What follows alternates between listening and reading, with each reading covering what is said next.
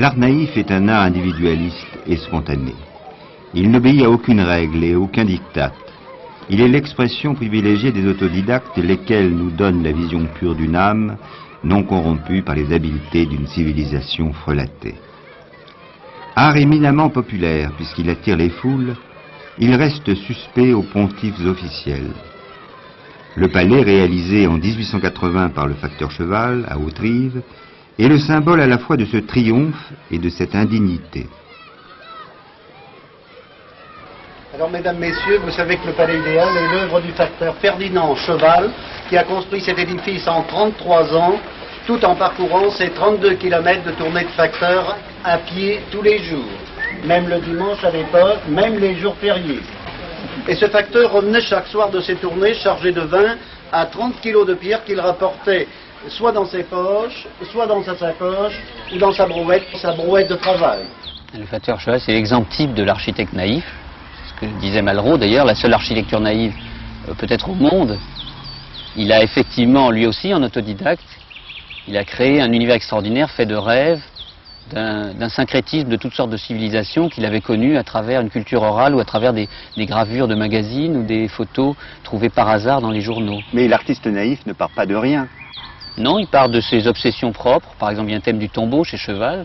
Il y avait cette volonté de faire un palais à sa propre gloire pour laisser une sorte de pyramide bizarre, un temple, à la mémoire de son travail et pour montrer qu'un homme issu du peuple pouvait faire quelque chose d'extraordinaire. C'est Laurent Danchin qui parle. Normalien, il est devenu un des spécialistes de l'art naïf. Tout au long de cette émission, il nous servira de guide pour comprendre une expression artistique dont la marginalité et la diversité risquent de nous désorienter.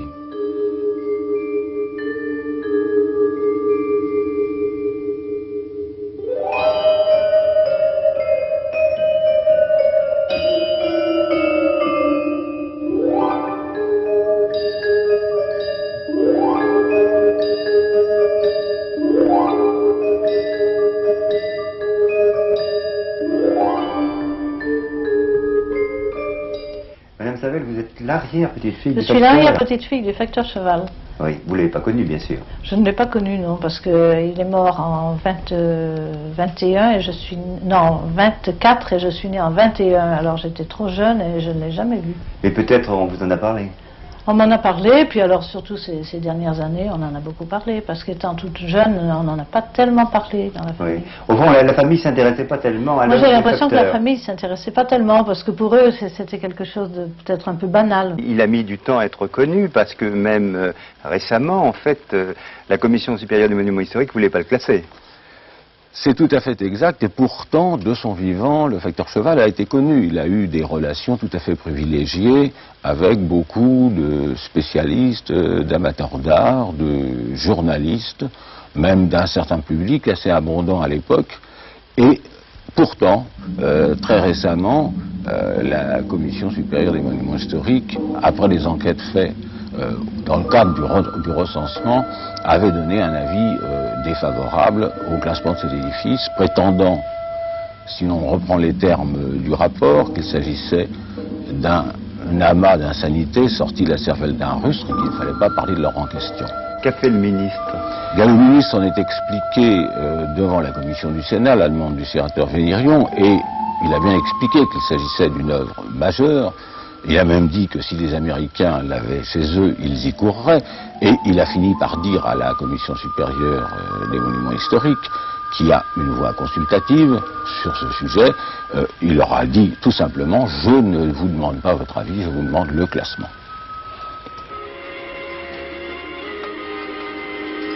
Si l'art du facteur Cheval est enfin reconnu, on ne peut pas en dire autant de l'œuvre de ses émules. Pierre Abzard, sourd-muet de naissance, a mis plus de 30 ans à réaliser à la Coinche un manège surréaliste où s'inscrivent en filigrane ses souvenirs d'humble garçon vaché. Malgré ce travail considérable compte tenu de ses handicaps, Petit Pierre est toujours méconnu.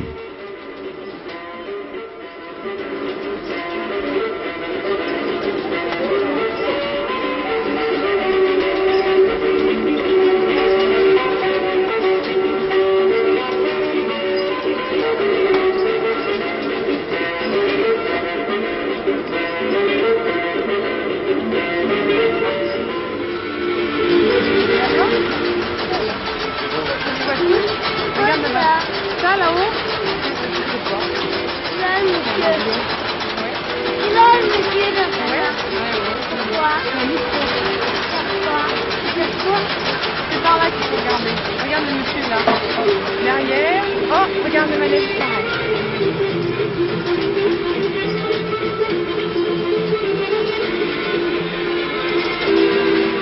Est-ce que l'on peut considérer le manège de Petit Pierre comme de l'art? De l'art ou de l'art naïf? Oui. Pour moi, c'est un exemple d'art naïf authentique. C'est quelqu'un qui est d'un milieu très populaire, qui n'a pratiquement aucune culture, un autodidacte complet, et qui, avec les pauvres moyens que la nature lui a laissés, c'est-à-dire cette espèce d'infirmité extraordinaire de naissance, a réussi à exprimer toute une poésie et une sorte d'univers pris dans sa vie de tous les jours, dans l'univers de la ferme où il vivait et dans les petits événements de son environnement immédiat. Comme Pierre Afzard, Fernand Chatelain est homme de la terre. Il exprime son monde du merveilleux par des figurines maladroites qui décorent la barrière de son F4 de banlieue.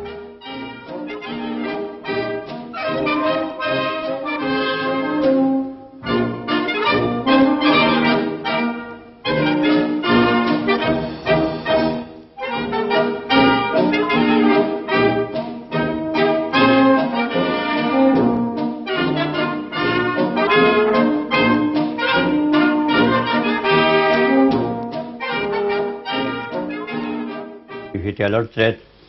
Alors, j'étais un petit peu désœuvré. Vous savez, quand on a travaillé pendant 30 ou 40 ans dans une exploitation, eh bien, on se trouve un peu désœuvré quand on lâche tout comme ça. Alors, l'idée m'est venue de faire des petites bricoles, comme vous voyez. Oui. J'ai commencé par un petit château en Loussade que vous avez vu. J'avais vu ça en prenant de l'essence dans le long d'une route. J'ai dit, tiens, ben je ferais bien une bricole comme ça chez moi, Oui. pour combler un petit peu le vide de la clôture. Et puis vous avez fait d'autres monuments. J'avais commencé par faire une pieuvre comme vous l'avez vu, et puis je l'avais agrémenté avec des grands tentacules, là, pour prendre autre chose, toujours pour prendre de l'espace. Oui. C'était toujours pour prendre de l'espace. Et pourquoi vous avez fait la tour de Pise? Ah, parce que j'avais de la place là, précisément, que je n'aurais jamais pensé dans ma vie. Alors, quand on était à Pise, l'idée m'a dit, moi j'en ferais bien une petite, moi, tour de Pise. Alors, je l'ai fait en petit, comme vous voyez. Oui. Elle a 3,50 m de haut, tandis que la tour elle-même, elle a 55 mètres.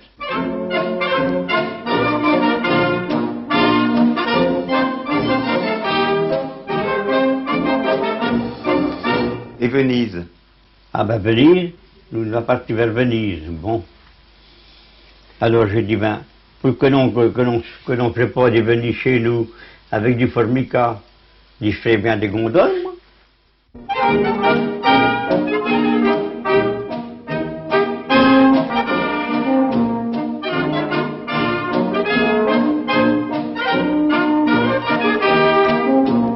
Dites-moi, il n'y a pas que des copies de monuments ici, dans votre musée. Il y a des choses tout à fait étranges. Vous les avez trouvées, ces choses étranges? Les centaures. Oui. J'ai trouvé ça dans le dictionnaire. Ah bon? Parce que dans les centaures, automatiquement, il n'y en a toujours qu'un. Alors, j'ai dit, je ferais bien un centaure comme le dictionnaire, là, moi. J'ai de la place. Et puis, en le faisant, l'idée m'est prise d'en faire un deuxième. Madame Chatelain, vous n'avez pas été étonnée de voir votre mari faire des sculptures brusquement? Bon, non, parce qu'il fallait qu'il s'occupe. Il était tellement actif, alors il ne savait plus quoi faire quand nous sommes venus ici en 61. Alors il s'est mis à faire tous ces sujets-là. Oui. Oui. Mais quand il était agriculteur, il faisait pas tout ça? Oh ben, on avait assez de s'occuper de la ferme. Oui. Oh oui. Vous n'êtes pas étonné aussi des sujets qu'il sculpte? Oh, certains. C'est un peu étrange. D'autres, hein, oui. Tels que les mariés. Oui. Oui. Ça vous paraît bizarre un peu? Oui, ça c'est ça qui me plairait le moins de tous les sujets. Tel est l'avis de Madame Chatelain. Mais qu'en pense notre spécialiste d'Anchin? Chatelain a fait un univers de création amusante, assez anecdotique en un sens, où je ne sens pas vraiment toute une vision du monde. Vous trouvez pas ça très sérieux? Non, mais c'est amusant aussi, c'est peut-être bien que ce soit une sorte de divertissement.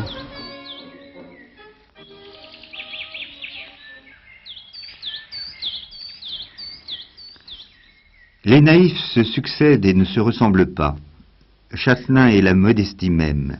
Hériel Wetz, que nous retrouvons dans une chapelle de l'Eure, est la prétention incarnée. Mais peut-être est-ce là une forme authentique de naïveté.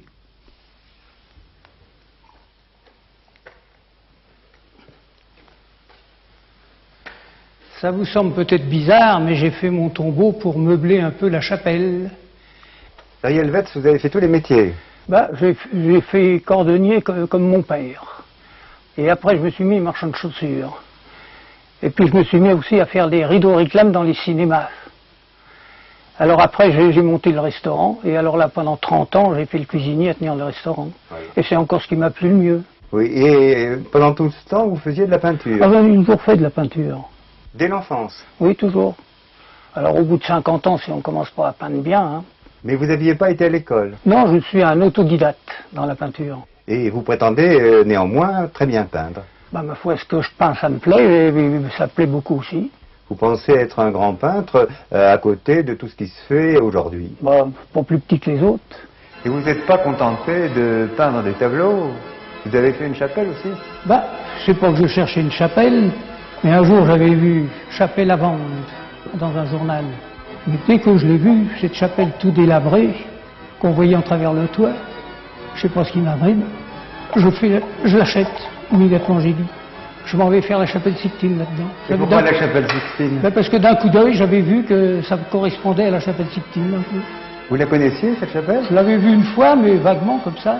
J'avais des photos. J'ai vu tout de suite que je pouvais faire la chapelle Sixtine dedans. Vous trouviez pas ça un peu ambitieux, quand même? J'étais sûr que je pouvais le faire, puisque je l'ai fait, vous voyez. Enfin, vous rivaliziez avec Michel-Ange? À un de mes clients, j'ai dit, je viens d'acheter une chapelle, je vais faire la chapelle Sixtine. Il m'a fait comme ça.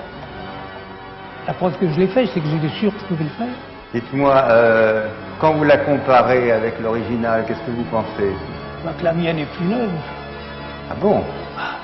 On a tort d'aller à Rome voir ça. Oui, vous en voyez une mieux ici, qui est toute neuve.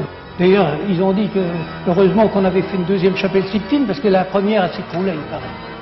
Donc, vous êtes, au fond, l'égal de Michel-Ange? Ils ont dit que j'étais Michel-Ange réincarné.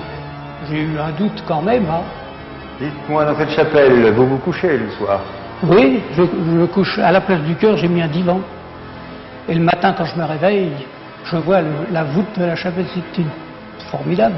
Vous êtes fier de vous? Naturellement. En plus, j'ai toujours été content de ce que je faisais. À force de voir mon gisant sur mon tombeau où je suis mort, j'en ai eu assez de me voir mort. Je me suis donc fait ici, assis sur un banc, vivant. Quand je sors dehors, je vois que je ne suis pas mort. Et vous pensez que vous êtes éternel? Et voilà. Au cœur du village de Nesle-la-Giberne, une maison attire l'œil par ses formes bizarres. Vous avez connu M. Gatineau? Oh là là, ça fait 40 ans. 40 ans. Alors, voyez. Vous l'avez vu construire cette maison? Je l'ai vu construire cette maison et sa piscine. Oui. Tout.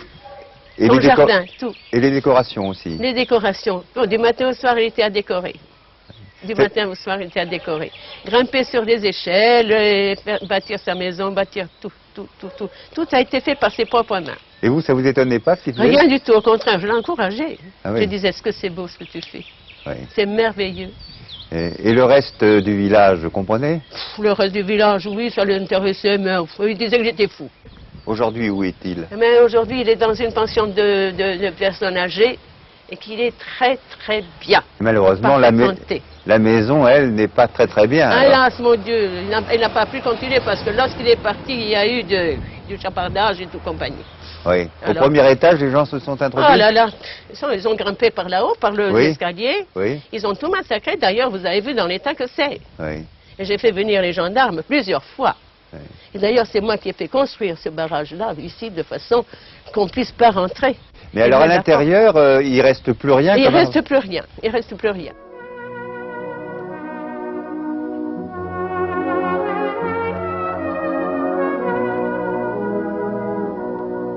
Qu'est-ce que vous pensez de M. G? M. G est une sorte de schizophrène génial, qui est, je pense, un assez grand décorateur, qui a travaillé, comme beaucoup d'autres naïfs, à partir d'illustrations prises sur les étiquettes de bouteilles ou les boîtes de camembert, mais qui a créé, je crois, un style à lui, qui avait un grand sens un grand sens de décorateur. Malheureusement, son bâtiment est inachevé et assez dégradé. Et en son absence, il paraît assez difficile de le conserver.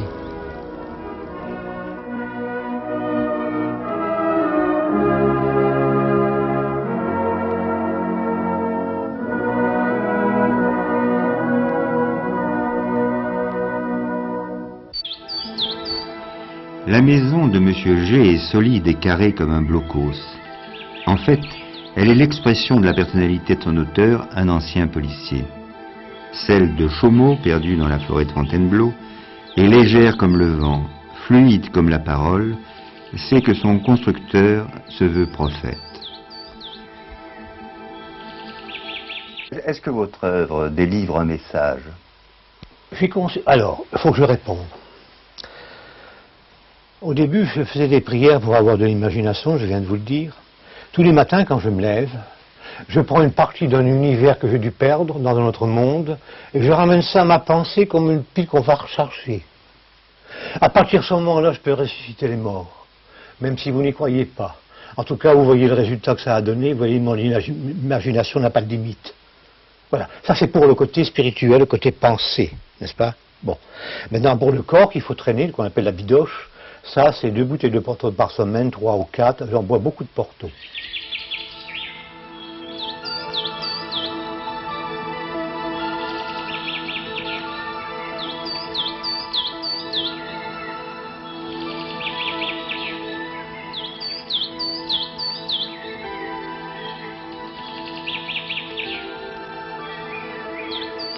Est-ce que, néanmoins, vous n'êtes pas un peu amer de voir que tout le monde ne reconnaît pas votre génie?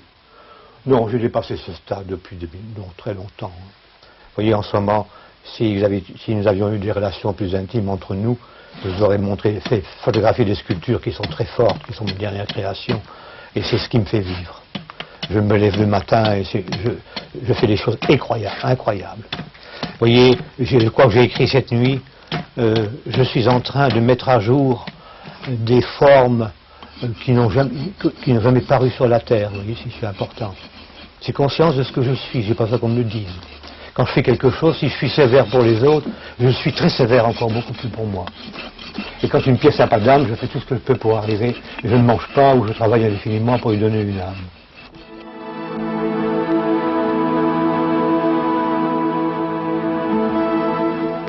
Est-ce que cette solitude où vous vivez n'est pas trop lourde? Elle a été très lourde, bien sûr. Parce que ce qui prouve que l'artiste est fort, parce qu'il résiste aux intempéries, il résiste à la solitude, il résiste au doute, hein, qui est toujours derrière vous, c'est très important. Maintenant j'ai vaincu tout ça, maintenant j'ai un public, j'ai beaucoup d'amis. Bon, mais l'hiver, vous n'avez pas trop froid? Pour avoir froid, il faut avoir le temps. J'ai conscience d'être ici un guide. Avant on disait un prophète, maintenant je suis un guide. C'est-à-dire c'est un homme qui a fait des chemins, qui a parcouru d'autres chemins assez importants et l'a enseigné aux autres. Ainsi, vous voyez, je déposé des pas de certificat d'études. Ici, le samedi et le dimanche, le dimanche, tout est plein. Les gens s'assoient sur une poubelle, un tronc d'arbre. Et je demande qu'on pose des questions et je réponds à toutes les questions que l'on peut poser, que ce soit des scientifiques ou des médecins. Ce qui prouve que je suis un guide. Hein? Je ne suis pas instruit des hommes, je suis instruit du ciel. C'est important. Parce que l'instruction du ciel est éternelle. L'instruction des hommes est passagère, c'est factice. C'est pour cette planète seulement. Tu comprends? Et que pensez-vous de Chaumont? Chaumont est un authentique artiste à mon sens. C'est un grand sculpteur qui a un grand sens des formes plastiques, qui insiste beaucoup sur le fait qu'il fait aussi de la musique, de la peinture, de la poésie. Mais c'est pas un vrai naïf, parce qu'au fond, il a appris. Ah si, pour moi c'est un vrai naïf. Il a fait effectivement les beaux-arts, mais il a un côté primitif, il vient d'une classe populaire, il travaille effectivement avec le rebut de la société, il a inventé des techniques, disons pauvres au départ, et il a réussi à en tirer des matières assez extraordinaires. Et vous pensez pas qu'il fait beaucoup de cinéma? Si, comme beaucoup d'artistes. À côté de ce bric-à-brac de poètes inspirés, le palais imaginé par Robert Tatin à Cossé-le-Vivien en Mayenne fait figure de temple aztèque ou de pyramide égyptienne. Aujourd'hui, Robert Tatin est mort, mais sa jeune veuve, de 40 ans, sa cadette, veille et se souvient pour deux. Madame Tatin, quand est-ce que votre mari a eu l'idée de ce palais imaginaire? Dès l'âge de 4 ans. C'est vrai, ça? Ah oui, oui, oui. Dès l'âge de 4 ans, ce qui lui a permis, si vous voulez, tout de suite, de réaliser son objectif par le choix de sa profession, le choix d'être un homme artiste. En 60, on s'est rencontrés, 60-61, et là, il a décidé de revenir en Mayenne, qui était sa terre natale, et il a décidé de réaliser ce qu'on appelle son rêve.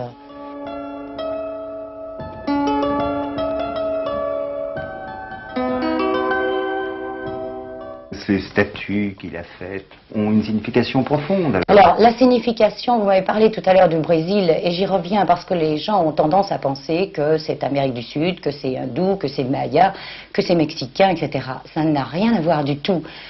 En même temps que cet enfant, on retourne à l'enfance à l'âge de 8 ans, étudiait la peinture, il a fait un parcours en Bretagne.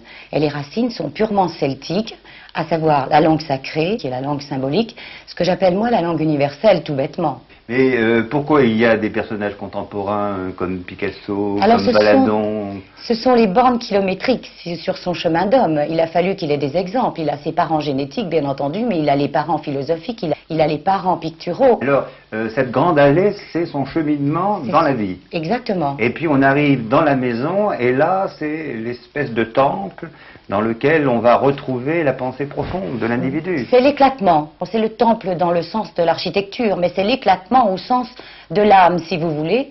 Et là, on retrouve l'essence première. Avec tous les symboles. Avec tous les symboles qui sont propres à tous les hommes. Bon, mais au fond, il a été inspiré un peu par les surréalistes aussi. Il a fait un parcours avec les surréalistes. On ne peut pas dire qu'il est inspiré, il a touché à tous les parcours picturaux. C'est vrai, il est passé par tous les canaux parce que c'était nécessaire pour lui se découvrir. On ne peut pas se découvrir sans avoir quelque chose d'autre. Mais vous avez fait cette quête en même temps que lui, puisque vous avez débuté avec lui. Alors lui, pour moi, Robert Tatin a été un révélateur.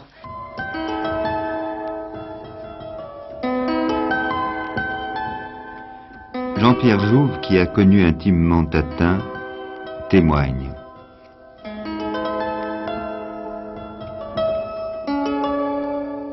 Tatin, pour moi, qui l'ai connu, ce qui est très important puisque je n'ai pas connu le facteur Cheval et j'aurais aimé le connaître pour mieux l'analyser et mieux le comprendre, est un véritable architecte, est un véritable artiste. Ce qui n'est pas le cas de certains dont nous avons parlé ci avant. Dernière halte de notre quête à la recherche de la naïveté, voici la maison du Picassiette à Chartres. Cette maison, c'est monsieur Isidore, votre mari, qui l'avait construite? Oui, monsieur. En quelle année? En 1928. Oui. Mais alors, comment a-t-il eu l'idée de la décorer ainsi? Il a eu l'idée qui est venue tout d'un coup, quand on avait bâti 3 petites pièces, de décorer au lieu de mettre de la peinture ou n'importe, d'aller chercher de la vaisselle qu'il incrustait dans le ciment. Oui, mais ces assiettes, où il les trouvait? Ces assiettes, où il les trouvait, il allait aux décharges. Décharges de la ville, avec un sac, puis des morceaux d'assiettes. Et comme après, quand ça a été un petit peu connu, les marchands forains, à la Saint-André, en cassant les piles d'assiettes que les clients ne voulaient pas, parce qu'il n'est pas une assiette près, eh bien, il rapportait chez lui des morceaux d'assiettes, des sacs de morceaux d'assiettes. Et vous pouvez m'expliquer le sens de ces décorations? Pourquoi toutes ces cathédrales? Parce qu'il était de Chartres et on aimait beaucoup Chartres. Oui. Mais il a fait une chapelle, comme dans un château, en fait. Il y a une chapelle, il y a de tout. Il n'allait pas à l'église tous les jours, mais il était très croyant. Il est né le jour du 8 septembre, le jour de la Vierge, et il est mort le 8 septembre 64, le jour de la Vierge. Alors, il avait ce jour-là, le 8 septembre, il ne fallait pas le faire travailler, il ne travaillait pas. Il allait à la cathédrale, il faisait sa prière et mettait un cierge. Autrement, le dimanche, il travaillait dans son truc-là. Et quand il voulait faire quelque chose, eh ben, il pensait, puis ça venait. Il pensait quand? Il pensait à ce qu'il voulait, un esprit que vous vouliez ou que vous vouliez pas, je l'ai vu faire. Oui.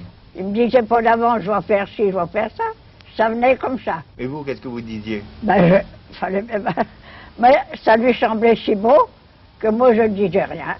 Mais enfin, quand vous avez vu votre cuisine ainsi envahie par des morceaux d'assiettes, Même les chaises, qu'est-ce que vous avez dit? Ben, j'ai rien dit du tout. Ça lui plaisait, il fallait que ça me plaise. Quand on aime un mari travailleur, il faut que ça plaise. Dites-moi, Madame Isidore suivait son mari? Non, la bonne femme, eh ben, elle travaillait dans son truc, elle travaillait à faire ses broderies, ses lingeries fines. Mais elle comprenait pas ce que faisait son mari. Ah, puis non, elle comprenait pas, puis elle voulait rien lui dire parce que c'est pas qu'il était original. Non, c'était un homme qui était plutôt sombre, il était pas très causant, pas très communicatif. Eh bien, sa femme le laissait faire. Mais les voisins, ils devaient être un peu étonnés quand même. Oh, si les voisins gueulaient, je m'en occupais pas. D'abord, je voisinais jamais. Quand je passais, les voisins, bonjour monsieur, bonjour madame, on rentrait chez nous, on travaillait, ça regardait personne. Oui, il était très secret, votre mari. Il faisait ça pour lui tout seul. Pour lui tout seul, pour nous deux.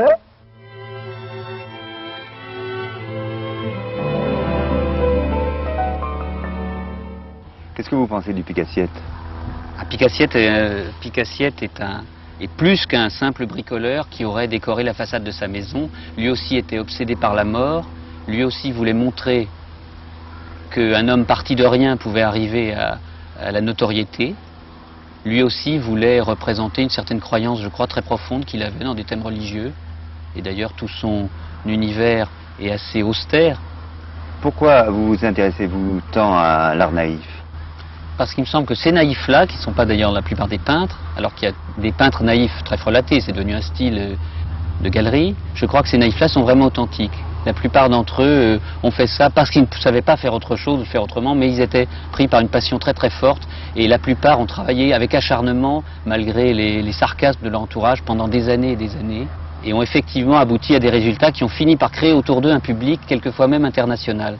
Ce qui était le cas de Cheval au départ, ce qui est le cas de Chaumont ou de Tatin maintenant, ce qui est le cas de Picassiette, des lieux qui finalement sont très visités et qui, même de leur vivant, étaient déjà assez visités à la fin de leur vie. Et vous pensez qu'il faut conserver toutes ces œuvres? Oui, absolument. On se plaint que les arts plastiques en France vont pas tellement bien. Ce sont d'abord des exemples extraordinaires que beaucoup d'étrangers viennent visiter.